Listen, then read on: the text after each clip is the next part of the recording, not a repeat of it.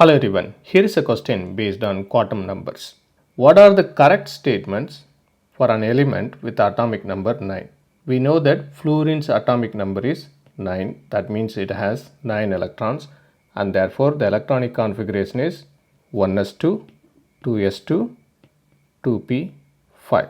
1s2 has 2 electrons, 2s2 has 2 electrons, and 2p5, 2p has 3 orbitals. So we can fill up electrons this way, 1, 2, 3, 4 and then 5.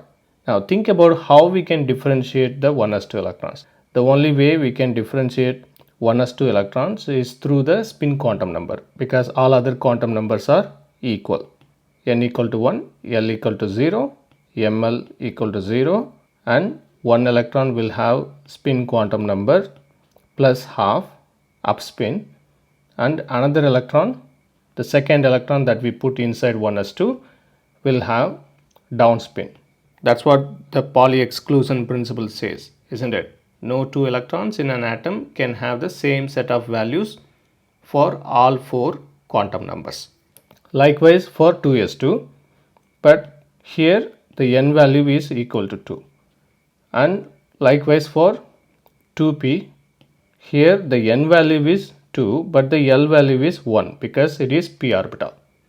And then the Ml values will be minus 1, 0, plus 1. We can differentiate these two electrons with the spin quantum number and these two electrons with the spin quantum number, and this one is up spin. Therefore, in total we have 5 electrons with up spin and 4 electrons with a down spin. Therefore, statement A is definitely correct. Now, statement B indicates that there is only one electron in pz orbital. Though it appears correct, such a generalization is not correct, because assigning px, py, pz symbol to 2p orbitals is quite arbitrary. We can even put this way: py, px, pz, or pz, py, px. So this is quite arbitrary. Therefore, statement B is an incorrect generalization. Therefore, B is definitely wrong. And then statement C says the last electron goes to orbital with n equal to 2, L equal to 1. This is correct, because here they are talking about this electron. So if we are taking this electron into account, the principal quantum number is 2 and the angular momentum quantum number is 1. Therefore, statement C is definitely correct. Now, how about statement D? The sum of angular nodes of all atomic orbitals is 1. Is that correct? No, it is not correct.